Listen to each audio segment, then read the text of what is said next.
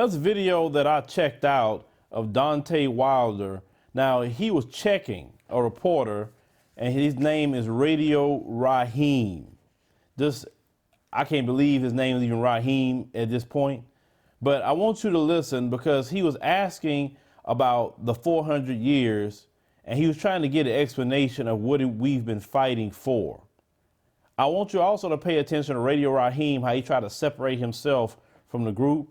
But watch this clip. People have been fighting for 400 years. Man, your peoples too. So I just want you to explain what you mean by that. You know what I'm talking about. Y'all all know what I'm talking about, man.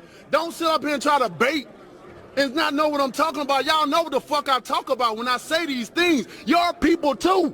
Explain it. Not everybody knows what you're talking about. Radio Rahim, I don't have to explain what's understood, man. You know what I mean by that. You know what I said by that. I ain't got to go further. And if anybody don't understand that, then God be with them. Go look up the history. Go look up the history. Shit, don't everybody believe in Google? Go Google that shit. See what I'm talking about. You know what I'm talking about, man. You know what. I dare you to sit up there and say, explain. You know what I'm talking about, man. He's fighting people. You know we've been fighting 400 and still fighting to this day. To this day. To this day. Now, Deontay Wilder was upset, and rightfully so. He checked that sellout immediately, and that's how it has to happen. You got to check him right then and there. And you saw how he got quiet. But remember, Radio Rahim doesn't work for himself. He worked for them folks. He wanted to make sure to get an explanation from Deontay Wilder so his bosses and also the white audience could know exactly what he's talking about. Now, the reason why Deontay Wilder went in is because he's like, how dare you as a black man ask me to explain that? You already know what I'm talking about. Why should you even say a word? That's why I say you got Google, right? Well, go look it up. And yes, we have been fighting for 400 years, and he's right. We're still fighting to this day. And I felt that brother's passion on that. I felt it 100%. You got people sitting up here asking that dumb question like, well, what do you mean? What are we fighting for? Who are we fighting? Like, they got people ask those silly questions. And my thing is, we don't have time to even engage certain individuals. Now, if it's a young brother or sister in our community and you know they're young and they just really don't understand, okay, we teach the youth. We educate them. That's fine. But when you old like us and you've been here a while, you already know how this world works. You know how it is. Now, Radio Rahim needs to change his name to Radio Poindexter. Get Rahim off of your name because you don't fit a Rahim. You fit a Poindexter. And then you know something else I can't stand as well, and this is something that I'm just kind of paying attention to this just as I do news. You know, they all have this newscaster voice they talk with. Who came up with that standard? And you notice all of them sound the same. None of them sound like their ethnic background. And yes, everyone has a certain inflection in their voice. Everyone do. There's nothing wrong with that. Asians have a certain inflection. Whites have a certain inflection. Blacks, so-called Latinos, Arabs, everybody have a certain inflection in their voice. And I think it's a great thing to hear the inflection of people's voice. I think it's a great thing to see people sharing different things, sharing different ideas. I don't want everybody to conform to something. I can't stand that newscaster voice. I can't stand it because they teach you that mess, and then everybody basically to me sound like a white guy or a white woman. That's what it sounds like to me. They don't sound like, you know, when they get off of work, they talk like themselves when they're with the community, right? But I guarantee you, Radio Rahim sat down and really thought about what that brother said, especially when he took them glasses off and looked at him. He checked him. Let your boss at the white media company get you caught up with your people. That's something you should never do. You could not ever send me to go against my people or ask even stupid questions because you don't have clarity. Because I guarantee you, if a white guy would have asked him that question, he probably wouldn't have answered it, and rightfully so. Because, like, why should I answer you with that? I mean, shoot, you want to help with that? Go in with the reason why I'm fighting. How about that? But we live in a time period, and a lot of people say, you know, hey, man, the 400 years is almost up. It's almost up. Things are changing. Look, things are already changing. Okay, if you look at it, you really look at the climate. If you look at what's happening throughout the world, not just here, but throughout the world, pay attention to some of the signs and wonders that's happening right now. Oh yeah, it's definitely a shift happening, spiritually and physically. Trust me on that. The reason why you see these people getting so violent is because they know. They feel it coming. They feel that pressure. They thought Donald Trump will save them, or they think that where we all become right-wing nationalists, that's going to save us. No, it's not going to save you. You know, the thing is, once God, the Lord, the Most High, Allah, whatever you want to call him, pick a name, but he know who y'all talking about when you say those words. When he say it's up, your time is up, your time is up. There's nothing you can do. You can't stop it. And just like they said, when he ready for you, you can't outrun it. It's your time. And so the time is up. The time is ending on our oppression. It's coming. The time is up for us hating each other. And believe it or not, whether you don't think this, the time is coming when we turn back to each other and actually love each other as a people.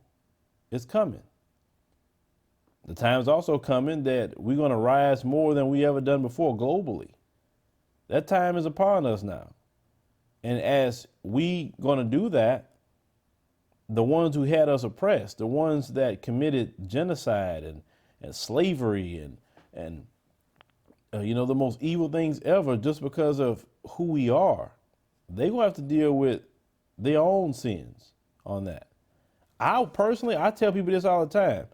I would not want to be in that position to have to deal with that, because when you study all the things that's been done to us, okay? And then, how they say life comes back in a full circle. I would want to be them, the white supremacists. I would want to be. Trust me, I would not want that kind of blood on my hands that I have to give an account and pay for. I would want that. Oh man, I would want that. This is why, like I told you guys, no matter what they do to us, they try to, give us diseases. They try to put us in wars. They enslave us. They mass incarcerate us. They do all kinds of things to us, and yet we should have been extinct, but we still here because we are the true people of God. That's why. And they scratching their heads like, I don't know, what is it? We kill one, 10 of them are birthed the next day. You have some women in African nations that's having 7 and 8 children. That's why they're freaking out about that. But in their countries, they barely can have one, if that. They're paying women in their countries to have babies, and they still can't have babies. The law is doing. I tell y'all that no one has the ability to have a global decline on certain groups all at one time. No weapon can do that. No one can do that. And then about the Bible, when barrenness comes, it is a curse. It is a curse.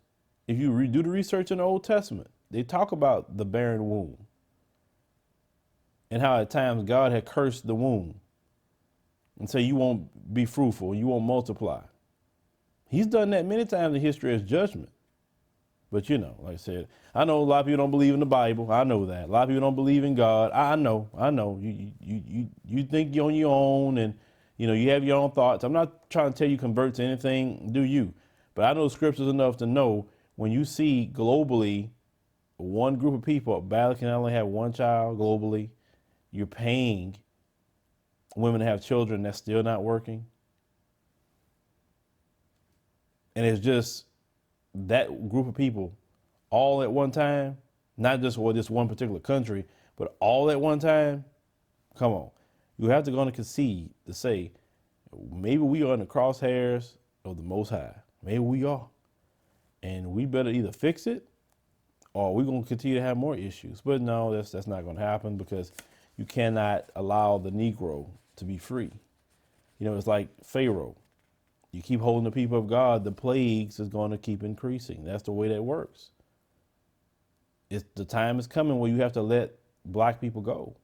You have to let them go, and you have to let them go, and you have to do exactly what Pharaoh did. Give them everything that they have worked for, and then some. Just as much when they left Pharaoh. That's why I keep saying about the Exodus eventually going to happen again when it comes to black folks. And the black folks that want to stay enslaved, they will get caught up too. And that's their business. But it's an amazing time to live in, ladies and gentlemen. And like I said, some things I'm saying is spiritually speaking. And some of you who are very spiritually awakened, a lot of you see the writing on the wall, even as just common sense, even if you're not more so a spiritual person, but you see more things as common sense. You know what I'm talking about. Just study the birth rates that was even recorded by the World Bank. Ask yourself the question, why is it that in African nations, the lowest birth rates are actually nations where you have more white folks than in Africa, like South Africa, you know, maybe 2 children or more. But know where these folks are at? 4 children or more, 7 children, 8 children. You get what I'm saying? So it's just amazing. It's definitely amazing. But the birth rate in South Africa, that's a national average. We're not talking about just the black folk, okay? But we still fighting. We're going to continue to fight until the time of peace. And the time of peace is coming when we don't have to fight no more, that we don't have to swing no more, we don't have to endure pain anymore. The time is coming because we have definitely endured what they taught, that you would be taken to a strange land and made to serve them for 400 years. The time is ending for that. And that's why everybody's talking about that. Everyone knows, even people who don't even believe in the scriptures are even talking about that. But leave me a comment, let me know what you think about this particular story with Deontay Wilder and this brother's passion. But I feel him 2,000% on how he's feeling. Because yeah, every day definitely in this country and throughout the world, black people are fighting.